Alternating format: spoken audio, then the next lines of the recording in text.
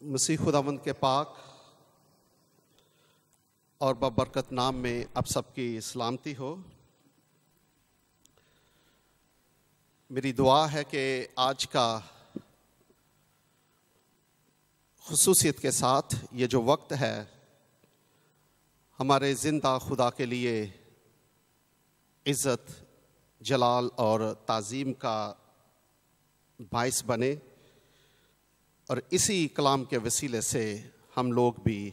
برکت پائیں۔ کلام مقدس میں سے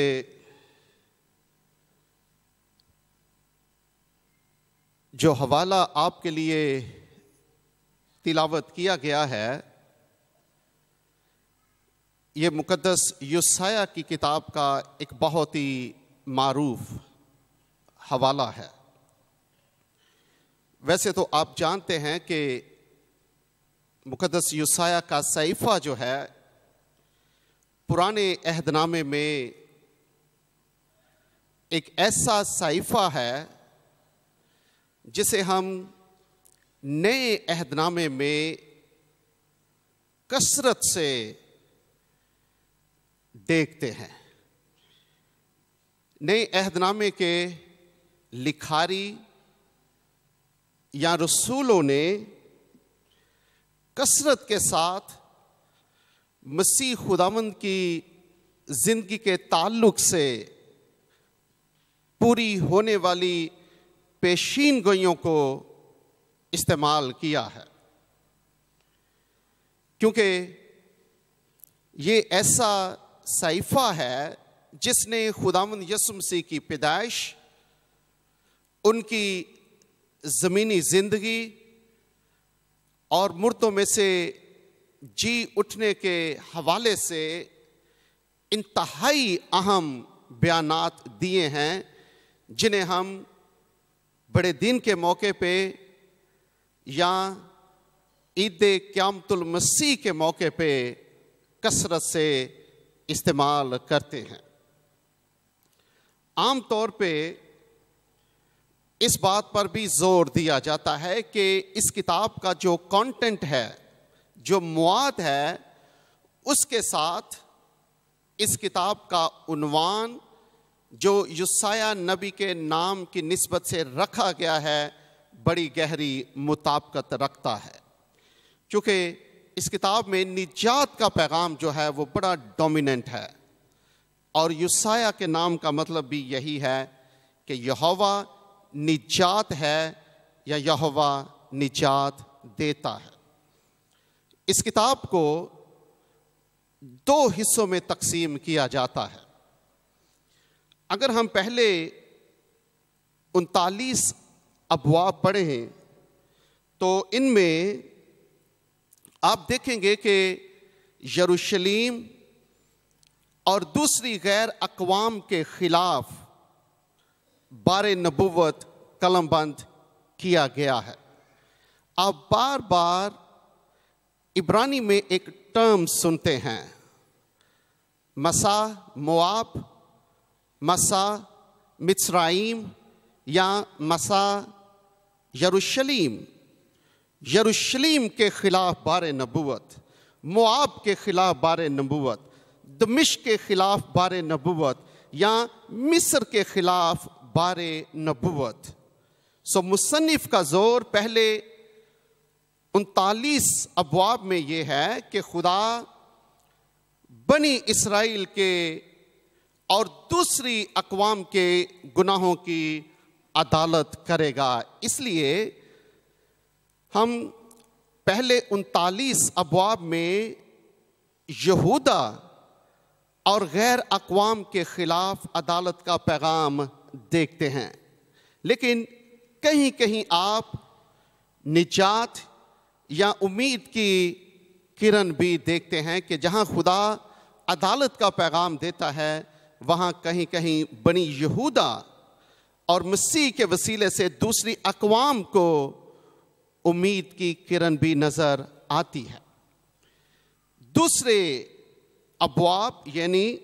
40ویں باب سے لے کر 66ویں باب تک کا جو حصہ ہے،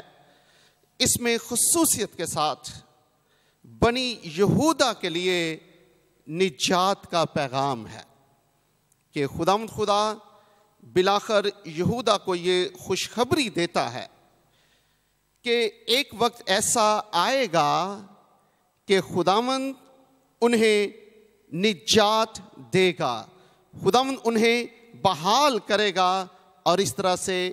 اگرچہ وہ اپنے گناہوں کی وجہ سے عدالت کا سامنا کریں گے، لیکن خداوند کے فضل، رحم اور ترس کی بدولت وہ بحال بھی کیے جائیں گے۔ پہلے حصے میں آپ دیکھتے ہیں کہ بنی یہودا جو ہے وہ اسور کے زیر تسلط نظر آتے ہیں، یعنی اسور کا خطرہ مسلسل یہودا کی جنوبی اور بنی اسرائیل کی شمالی سلطنت پر منڈلاتا ہوا نظر آتا ہے۔ لیکن جب آپ 40ویں باب سے پڑھنا شروع کر دیتے ہیں تو پھر آپ کو ایک الگ سا منظر نظر آتا ہے۔ ایسا لگتا ہے کہ اب آپ کسی اور دور میں ہیں، کسی اور دور میں مقدس یرمیہ کے صحیفے کی تلاوت کر رہے ہیں یا پڑھ رہے ہیں۔ جیسے اب آپ دیکھتے ہیں کہ اب بابل جو ہے وہ بنی اسرائیل کے لیے مسلسل خطرہ بنا ہوا ہے، یا بنی یہودا جو ہیں وہ اپنے گناہوں کی وجہ سے اب بابل کی اسیری میں ہیں، یا پھر آپ دیکھتے ہیں کہ اب بابل کی اسیری ختم ہو چکی ہے اور آپ فارس کے دور میں ہیں، چونکہ یوسیہ اپنے 45ویں اور 48ویں باب میں شاہ فارس خورس کا ذکر کرتا ہے۔ سو آپ مقدس یوسیہ کے صحیفے میں اسور کو بطور عالمی سلطنت اور اس کے بعد بابل اور فارس کو بطور عالمی سلطنت دیکھتے ہیں۔ ان تمام تر تاریخی واقعات کی وجہ سے اس کتاب کے مصنف پر بہت زیادہ تنقید بھی کی جاتی ہے۔ اس لیے جو بائبل مقدس کے علماء ہیں وہ یہ کہتے ہیں کہ مقدس یوسیہ اس پوری کتاب کا مصنف نہیں ہو سکتا۔ اس کی وجہ یہ ہے کہ مقدس یوسیہ نے 740 سے لے کر 701 یا 740 سے لے کر 690 قبل از مسیح میں منادی کی ہوگی۔ اس لیے مقدس یوسیہ کے لیے یہ ناممکن ہے کہ وہ 586 یا 87 میں ہونے والی بابلی اسیری کا آئینی گواہ ہو، یا مقدس یوسیہ کے لیے یہ ناممکن ہے کہ وہ اپنی اس نبوت سے 150 سال پہلے بنی یہودا کی بابل سے یروشلم واپسی جو شاہ فارس خورس کے دور یعنی 539 یا 27 قبل از مسیح میں ہوئی، اس کا آئینی شاہد ہوتا۔ اسی لیے کہا جاتا ہے کہ پہلے 39 ابواب تو مقدس یوسیہ نے تحریر کیے جو یروشلم میں رہتا تھا، لیکن دوسرے ابواب اس یوسیہ نے لکھے جو یا تو بابل میں تھا یا وہ جس نے بابل کے بعد بنی یہودا کو شاہ فارس خورس کے دور میں بابلی اسیری سے واپس آنے کے بعد یہودا کو یروشلم میں دیکھا۔ بڑی حد تک یہ آرگیومنٹس جو ہیں یہ بڑے سٹرونگ ہیں، کیونکہ مقدس یوسیہ بابلی سلطنت کا ذکر کرتا ہے، حالانکہ اس وقت بابل کا کوئی نام و نشان نہیں تھا۔ چونکہ بابل کے پہلے بادشاہ نبو پلاسر نے 626 قبل از مسیح میں اسور کے خلاف بغاوت کر کے اپنی سلطنت کا آغاز کیا تھا. یا اگر ہم شاہ فارس خورس کی بات کریں جس نے یہ پروانہ جاری کیا کہ یہودا کے اسیر واپس اپنے ملک یروشلم جائیں، یہ یوسایہ سے 150 سال پہلے مقدس یوسایہ نے اپنے صحیفے میں لکھا. بڑی حد تک اگرچہ یہ باتیں درست ہیں، لیکن ہمیں بائبل مقدس میں جو نبوت کا تصور ہے اسے بھی سمجھنے کی ضرورت ہے کہ بائبل مقدس میں نبوت کا کیا تصور ہے، یا نبوت بخشنے والا، کلام دینے والا کوئی انسان ہے یا خدا ہے. اس کا تعین کرنا ہمارے لیے بہت ضروری ہے. اس لیے بائبل مقدس پر جو ایمان رکھنے والے علماء ہیں، جو اس کے الہام یا مکاشفے کو مانتے ہیں، وہ پوری کتاب کو تسلیم کرتے ہیں کہ یہ فرد واحد یعنی یوسایہ نبی نے قلم بند کیا ہے. اور اس پر ہماری جو ابتدائی کلیسیا کے بزرگ، پرانے عہد نامے کے انبیاء، تاریخ دان اور بالخصوص نئے عہد نامے کے رسول اور خداوند یسوع مسیح بھی اس بات کی تصدیق کرتے ہیں کہ اس کتاب کا مصنف مقدس یوسایہ ہے. اب مقدس یوسایہ کس طرح سے ان ساری چیزوں کو قلم بند کرتا ہے، اس کو سمجھنا بہت ضروری ہے. اگر آپ ان صحائف کو عبرانی متن میں دیکھیں تو بڑی دفعہ جب انبیاء نبوت کرتے تھے، کسی واقعہ کی وہ پیشین گوئی کرتے تھے، تو عبرانی زبان میں ہمیشہ وہ جو فعل ہے یا ورب ہے وہ پرفیکٹ استعمال کرتے تھے. اسے ہم ٹیکنیکل لینگویج میں پرفیکشن کا عنصر دیکھتے ہیں. اسے کہتے ہیں ہم پروفیٹک پرفیکٹ، یعنی بات وہ حال میں کرتے ہیں اور جو زبان استعمال کرتے ہیں وہ ماضی کی کرتے ہیں، ایسے جیسے جس واقعہ کی وہ بات کر رہے ہیں وہ حقیقت میں وقوع پذیر ہو چکا ہے.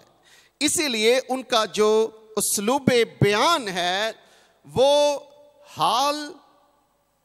یا پھر مستقبل کی بڑی خوبصورتی سے عکاسی کرتے ہیں. دوسری خاص بات یہ ہے، چونکہ جب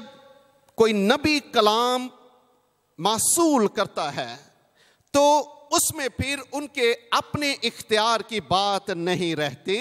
یہ زندہ خدا ہے جو نہ صرف انہیں اپنا کلام بخشتا ہے بلکہ اپنے روح القدس کے وسیلے سے ان کی روحانی آنکھوں کو کھولتا ہے تاکہ وہ آنے والے واقعات کو دیکھ بھی سکیں، تاکہ خدا انہیں دکھا سکے کہ جو کلام خداوند کی طرف سے انسان کو ملتا ہے حقیقت میں اس کا پورا ہونا حتمی بات ہے. اس لیے میں سمجھتا ہوں کہ بے شک مقدس یوسایہ کے لیے یہ سب کچھ دیکھنا ناممکن تھا. مقدس یوسایہ کے لیے یہ ناممکن تھا کہ وہ 8ویں صدی قبل از مسیح میں بابل کے بارے میں دیکھ سکے کہ اسور کے بعد بابل عالمگیر سلطنت کے طور پہ ابھرے گا، یا وہ 8ویں صدی میں اپنی آنکھوں سے یہ دیکھے کہ حتیٰ کہ بابل کے بعد اسور اور پھر فارس جو ہے وہ عالمگیر سلطنت کے طور پہ ظاہر ہوگا. لیکن خداوند نے اس پر یہ ظاہر کیا جس نے 8ویں صدی میں یہ پیشین گوئیاں کرتے ہوئے، یہ کلام دیتے ہوئے آگے کی صدیوں کو اپنی روحانی آنکھوں سے دیکھا، تاکہ وہ کلام سناتے ہوئے اس بات کا یقین کر لے کہ کلام کسی انسان کی طرف سے نہیں ہے. کلام کرنے والا کوئی انسان نہیں بلکہ زمین اور آسمان کا خدا ہے، جس کے پاس یہ اختیار ہے کہ وہ سرفراز کرے اور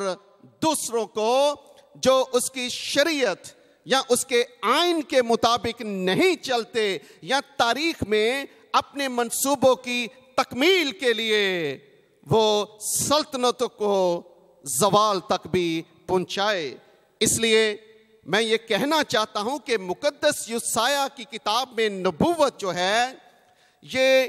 گھڑی کے پینڈلم کی طرح ہے. آج کل تو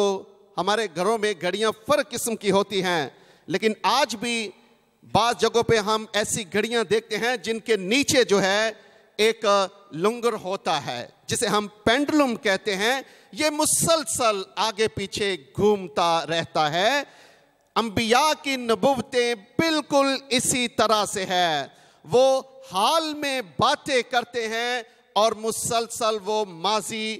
حال اور مستقبل کو دیکھتی اور اس کے مطابق ہم تک کلام پہنچاتی رہتی ہیں. یہی یسایہ نبی کی نبوت کی خوبصورت باتیں ہیں کہ وہ حال میں کلام کرتا ہے لیکن ماضی، حال اور مستقبل کا حال جو ہے وہ بنی یہودا اور اسرائیل کے سامنے رکھتا ہے. اس لیے ہم جانتے ہیں کہ اس کتاب میں جو کچھ خداوند نے فرمایا وہ واقعی زندہ خدا کا کلام ہے. ان ساری باتوں کا جو تعلق ہے وہ 40ویں باب سے میں جوڑنا چاہتا ہوں، چونکہ یہاں ایسے حالات میں جب ابھی تک نہ تو یہودا اسیری میں گئے تھے اور نہ ہی وہ اسیری سے ابھی تک واپس آئے تھے، لیکن خدا کا بندہ یسایہ جو ہے یہ بنی یہودا کو ایسے حالات میں جب ابھی ان کے لیے یقین کرنا ممکن نہیں تھا نجات کا پیغام دیتا ہے. اس لیے 40ویں باب سے آپ اس کتاب کا جو نفس مضمون ہے اس میں ایک ریڈیکل تبدیلی دیکھتے ہیں، کیونکہ 40واں باب بڑے خوبصورت انداز میں شروع ہوتا ہے. اس میں لکھا ہے کہ تسلی دو میرے لوگوں کو، تسلی دو یروشلیم کو، دلاسا دو اور پکار کر کہو کہ اس کی مصیبت کے ایام جو ہیں وہ ختم ہو چکے ہیں. جنگ و جدل کا زمانہ جو ہے وہ گزر چکا ہے، بلکہ اب خداوند کے لیے راہیں تیار کرنے کا وقت ہے تاکہ وہ یہودا کے اسیروں کو واپس لے کر آئے. لہٰذا علماء کے مطابق 40ویں باب کی پہلی 11 آیات جو ہیں یہ ایک لٹرری ادبی یونٹ ہے جس میں بنی یہودا کے لیے نجات اور بحالی کا پیغام ہے. چونکہ اس میں یروشلیم کی تسلی کی بات کی گئی ہے. جب نجات کا پیغام سنایا جاتا ہے تو پھر ان 11 آیات میں 8ویں آیت جو ہے یہ انتہائی اہم آیت ہے، چونکہ اب یہاں پہ کلام کی ابدیت پر زور دیا گیا ہے کہ کلام خدا یا وہ نبوتیں جو زندہ خدا کے وسیلے سے ہم تک پہنچتی ہیں وہ ابدی اس لیے ہیں، وہ دائمی اس لیے ہیں کہ کلام کرنے والا خدا دائمی ہے، کلام کرنے والا خدا ازلی ہے. اس میں بھی کوئی شک نہیں کہ کلام خدا میں لکھا ہے کہ خدا انسان نہیں جو جھوٹ بولتا ہے،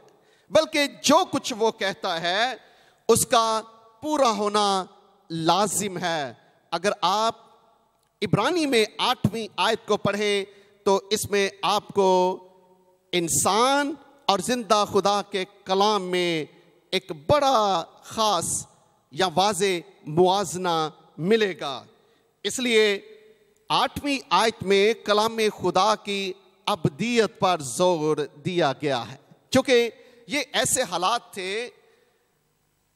جو بنی یہودا کے لیے انتہائی کریٹیکل تھے، لیکن نجات کا پیغام، بحالی کا پیغام اس کانٹیکس میں قبول کرنا بڑا مشکل تھا، چونکہ مقدس یسایہ آنے والی صدیوں میں جو کچھ ہونا تھا ان کی باتیں کر رہا تھا۔ اس لیے وہ فرماتا ہے کہ کلام خدا ازلی ہے، کلام خدا ابدی ہے، اس لیے اس کا پورا ہونا لازمی امر ہے۔ اس میں بھی کوئی شک نہیں کہ ہم انبیاء کی آواز کو سنتے ہیں۔ اگر مقدس یسایہ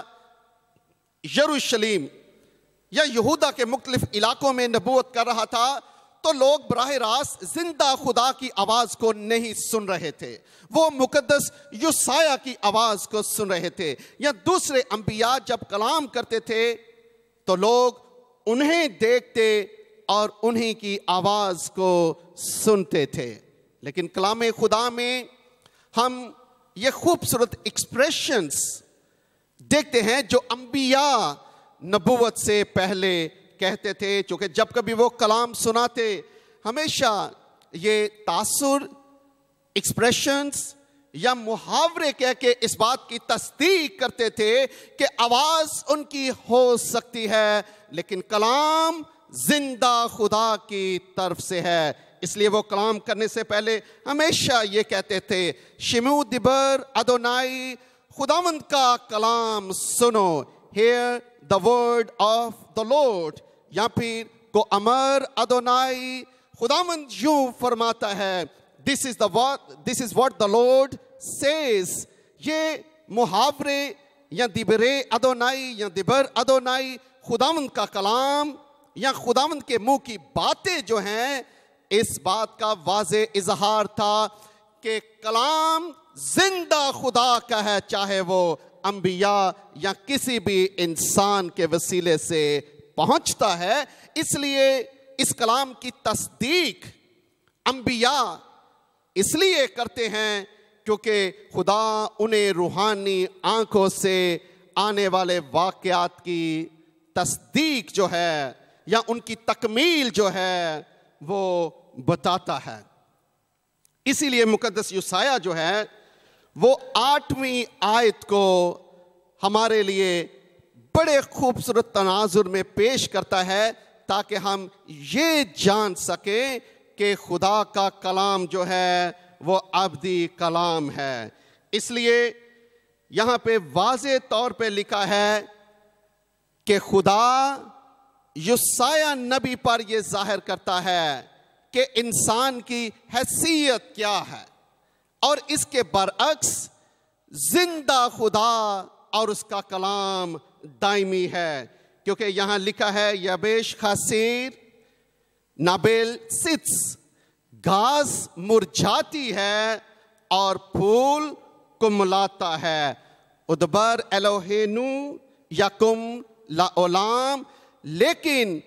خداوند ہمارے خداوند کا کلام ہمیشہ قائم رہتا ہے۔ اگر آپ چھٹی آیت کو پڑھیں تو یہاں بھی یہ الفاظ قلم بند کیے گئے ہیں کہ گھاس مرجھاتی ہے اور پھول کملاتا ہے۔ یہاں پہ لکھا ہے کہ انسان کی رونق جو ہے یہ میدان کی گھاس یا جنگلی پھول کی مانند ہے۔ اگر آپ ساتویں آیت کا آخری حصہ پڑھیں تو یہاں پہ لکھا ہے یقیناً لوگ گھاس ہیں، یقیناً لوگ گھاس ہے، اخین حسیر عام، لوگ جو ہیں وہ گھاس کی مانند ہیں۔ یہاں اگر آپ دیکھیں تو انسان کی عارضی حیثیت کا بیان کیا گیا ہے کہ اگر تو کلام کسی انسان کی طرف سے ہے، چونکہ وہ ناپائیدار ہیں، وہ عارضی ہیں، تو ان کی باتیں بھی عارضی ہو سکتی ہیں، لیکن اگر یہ کلام خدا کی طرف سے ہے، چونکہ خدا ابدی ہے، اس لیے اس کے منہ کے الفاظ یا اس کا کلام بھی ابدی ہے۔ اس لیے دوسرا حصہ جو ہے، اگر آپ اسے عبرانی میں پڑھیں تو یہ عبرانی حرف واو سے شروع ہوتا ہے۔ اسے ہم ایڈورسٹی واو بھی کہتے ہیں، چونکہ یہ پہلی سٹیٹمنٹ یا بیان اور دوسرے بیان میں موازنہ پیش کرتا ہے۔ اگر گھاس مرجھاتی یا پھول کملاتا ہے تو دوسری طرف خدا کا کلام ہمیشہ قائم رہتا ہے۔ اس لیے دوسرے حصے کا ہم ترجمہ کرتے ہیں مگر، لیکن، پر خداوند کا کلام جو ہے یا ہمارے خدا کا کلام ہمیشہ قائم رہتا ہے۔ یہاں پہ جو لاعلام عبرانی محاورہ ہے، یہ ایسے زمانے کی طرف ہماری توجہ مبذول کرتا ہے جو انسان کے وقت کی قید سے آزاد ہو۔ جب میں انسانی وقت کی بات کرتا ہوں تو میں اس زمانے کی بات کرتا ہوں۔ سورج اور چاند کے وسیلے سے جو دنوں کا امتیاز خدا نے ہمیں بخشا ہے، میں ان کی قید سے آزادی کی بات کر رہا ہوں، چونکہ سورج، چاند، ستارے خدا نے اس لیے ہمارے لیے قائم کیے تاکہ وہ ہمیں زمانوں کا امتیاز دے سکے۔ خدا تو اس سے پہلے بھی موجود تھا، اس لیے خدا کی نظر میں یہ وقت جو ہے یہ کریشن ہے۔ خدا نے وقت کو میرے اور آپ کے لیے قائم کیا ہے، لیکن خدا اور اس کا کلام جو ہے اس زمانے کے وقت اور صدیوں سے آزاد ہے۔ یہ میرے اور آپ کے لیے وقت قائم کیا گیا ہے، زندہ خدا کے لیے نہیں۔ اس لیے مقدس یسایہ اس بات کو واضح کرتا ہے کہ ہم تو وقت کی قید میں ہو سکتے ہیں، ہم سالوں اور مہینوں میں مقید ہو سکتے ہیں، لیکن زندہ خدا اور اس کا کلام ان سے آزاد ہے۔ اس لیے مقدس یسایہ اس بات پر زور دیتا ہے کہ اگر خدا کا کلام ایک بار سنایا جاتا ہے، اگر خدا کلام کرتا ہے تو پھر اس کا بے تاثیر لوٹنا ناممکن ہے، کیونکہ کلام خدا میں لکھا ہے جس طرح سے آسمان سے مینہ برستا ہے، بارش ہوتی ہے اور اس سے زمین کا سیراب ہونا لازمی عمل ہے، بالکل اسی طرح سے جب ایک بار کلام سنایا جاتا ہے تو اس کا پورا ہونا لازمی امر ہے۔ مقدس یسایہ اس کے وسیلے سے زور اس بات پر دے رہا ہے کہ اگر خدا بنی یہودا کو یہ کہتا ہے کہ وہ توبہ کر لیں، اگر توبہ وہ نہیں کرتے تو اس کے بدلے خدا ان کی سخت عدالت کرے گا، خدا انہیں بابلی اسیری میں بھیجے گا۔ یا اگر وہ یہ فرماتا ہے کہ ہاں، اگر وہ خدا کی طرف دوبارہ رجوع لاتے ہیں، وہ توبہ کرتے ہیں اور خدا اس کے بدلے انہیں معاف کرے گا، ان باتوں پر زور دینے سے وہ ان دونوں پہلوؤں کو بنی اسرائیل کے سامنے رکھتا ہے۔ عدالت یا نجات کی صورت میں جو باتیں مقدس یسایہ کی زبان سے خدا نے کہلوائیں، مقدس یسایہ فرماتا ہے کہ ان کا پورا ہونا اٹل حقیقت ہے۔ اگر خدا کہتا ہے کہ وہ اپنے لوگوں کی عدالت کرے گا تو یقیناً مقدس یسایہ کہتا ہے کہ ایسا ہوگا، کیونکہ یہ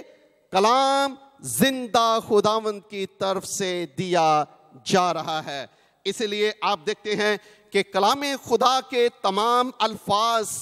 یا نبوتوں کی تکمیل جو ہے یہ لفظ بلفظ ہوتی ہوئی ہمیں نظر آتی ہے، کیونکہ یہودا کے حوالے سے اگرچہ آپ پہلے 39ویں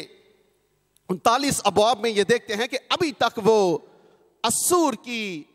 سلطنت کے زیر تسلط نظر آتے ہیں، یعنی اسور کا مسلسل خطرہ ان پر منڈلاتا رہتا ہے۔ اور اس کے بعد ہم دیکھتے ہیں کہ 722 قبل از مسیح میں بنی اسرائیل کی شمالی سلطنت واقعی اسوریوں نے مکمل طور پہ تباہ و برباد کر دی۔ لیکن مقدس یوسیاہ اس وقت موجود نہیں تھا جب واقعی شاہ بابل کی فوجوں نے بنی یہودا پر 605 اور 597 اور 587 یا 86 قبل از مسیح میں بالکل تباہ و برباد کر دیا۔ اس وقت مقدس یوسیاہ اس دنیا میں موجود نہیں تھا جب اس کے منہ کے الفاظ لفظ بلفظ پورے ہوئے، اور اس نے یقیناً اپنی روحانی آنکھوں سے جو کچھ پہلے دیکھا آسمان پہ اس کی حقیقی تصویر بھی دیکھ لی ہوگی کہ کیسے خدا نے اس کی نبوتوں کے وسیلے سے یہودا کو اسیری تک پہنچایا یا اپنے انجام تک پہنچایا۔ مقدس یوسیاہ کی کتاب کے حوالے سے یوسیفس یہ بیان کرتا ہے، وہ کہتا ہے کہ جب شاہ فارس ہورس نے بابل کو فتح کر لیا تو یقیناً کسی نے اسے مقدس یوسیاہ کا تمار دکھایا ہوگا کہ اے شاہ فارس ہورس، تیرے بارے میں زندہ خدا کے کلام میں یہ لکھا ہے۔ یوسیاہ کا صحیفہ اس کے 45ویں اور 48ویں باب میں لکھا ہے کہ خداوند خدا شاہ فارس ہورس کے وسیلے سے بنی یہودا کے اسیروں کو واپس یہودا لائے گا، اور ایسا نظارہ میرے خیال میں انتہائی پرکشش اور ہمارے ایمان کو مضبوط کرنے والا ہوگا۔ شاہ فارس کے بادشاہ نے صدیوں پہلے اپنے بارے میں یہ پیشین گوئی کے بارے میں پڑھا کہ خدا اس کے وسیلے سے یہودا کے اسیروں کو واپس لائے گا۔ یوسیفس بیان کرتا ہے کہ ہورس نے اس نبوت کے مطابق عمل کیا اور یہودا کے اسیروں کو 539 میں بابل کو فتح کرنے کے بعد 536 یا 37 قبل از مسیح میں انہیں واپس آنے کے لیے کہہ دیا۔ لہذا خدا کے کلام میں اور اس کی تکمیل میں ہزاروں صدیوں کا فاصلہ ہو سکتا ہے۔ کلام کی تکمیل کا ضروری نہیں کہ جو نبوت کرتے ہیں وہی اپنی آنکھوں سے دیکھیں، اس میں بھی کوئی شک نہیں۔ مقدس یوسیاہ اور مقدس یرمیاہ جیسے انبیاء ایسے تھے جنہوں نے اپنی نبوتوں کا جزوی حصہ پورا ہوتا ہوئے بھی دیکھا، لیکن کلام خدا کی تصدیق زندہ خدا کے ہاتھوں میں ہے۔ ضروری نہیں کہ ہم اپنی آنکھوں سے اسی زمانے میں دیکھیں، اگر ہم نہیں دیکھتے تو ہماری آئندہ آنے والی نسلیں زندہ خدا کی تکمیل ضرور دیکھیں گی۔ یہی بنی یہودا اور اسرائیل کے لوگوں نے کیا کہ جو نبوتیں صدیوں پہلے انبیاء کے وسیلے سے کی گئی تھی، صدیوں بعد آئندہ آنے والی نسلوں نے دیکھا تھا۔ اس وقت نہ تو وہ انبیاء تھے اور نہ ہی وہ لوگ، لیکن زندہ خدا آسمانی تخت پہ سرفراز تھا جو ان نبوتوں کو پورا کرنے کا ذمہ دار ہے، جس کے ہاتھوں میں تمام نبوتوں کی تکمیل ہے۔ اس لیے خدا یسوع مسیح نے مقدس متی کی انجیل اس کے 5ویں باب کی 18ویں آیت میں یہ بڑی واضح دلیل دی کہ آسمان اور زمین کا ٹلنا ممکن ہے، لیکن شریعت کی کتاب میں سے یا کلام خدا میں سے ایک نقطے یا شوشے کا اپنی تکمیل کے بغیر ٹلنا ناممکن ہے۔ اور میں یہ سمجھتا ہوں کہ آج کل کریٹیکل دنیا میں آپ سیکولر یونیورسٹیز میں یا لبرل سکالرز کو دیکھتے ہیں تو بائبل مقدس کی صداقت کو پرکھنے کے لیے انہوں نے کئی دنیاوی معیار رکھے ہوئے ہیں، لیکن میں ایسے علماء کو یہ ہدایت کرنا چاہتا ہوں کہ بائبل مقدس کی تصدیق کا ایک خوبصورت پہلو یا اس کا بڑا جامع معیار جو ہے یہ نبوتوں کی تکمیل ہے، جو صدیوں پہلے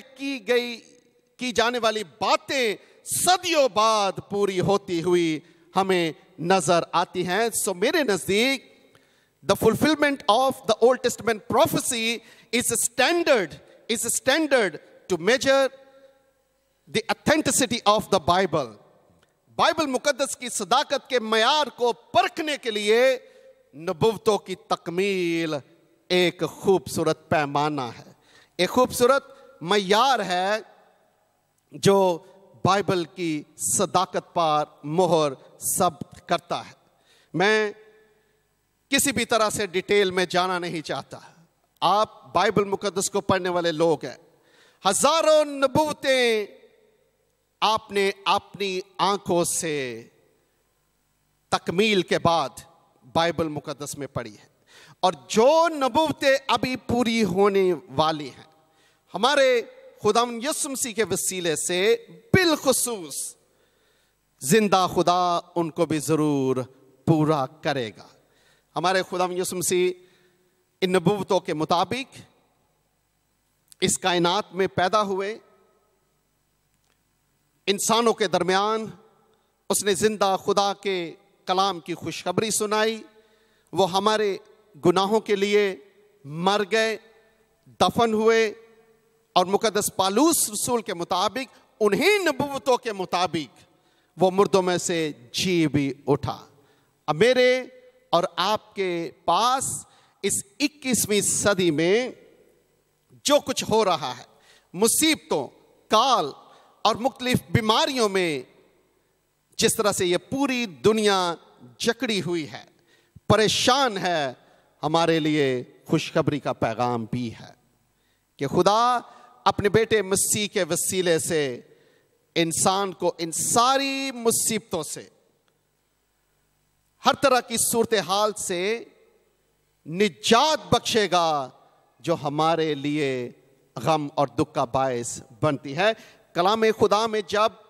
مسیح خداوند کے آسمان پر جانے کا واقعہ ہم پڑھتے ہیں تو یہ فرشتوں کی خوشخبری تھی کہ آئے گلیلی مردو، جس طرح سے تم مسیح یسوع کو آسمان پر جاتے دیکھتے ہو، اسی طرح سے وہ قدرت کے ساتھ آسمان سے واپس بھی آئے گا۔ خدا کے کلام کی باتیں ہیں، ان کا پورا ہونا لازمی امر ہے، اس لیے ہمارا ایمان ہے کہ ہمارا خداوند یسوع مسیح انہی نبوتوں کی تکمیل اب کامل اور اپنی معراج تک پہنچائے گا جب وہ خود مقرب فرشتوں کے ساتھ دوبارہ آئے گا اور اپنے ایماندار بندوں اور بندیوں کو اپنے ساتھ لے جائے گا۔ ہم اس وقت کی امید کے اب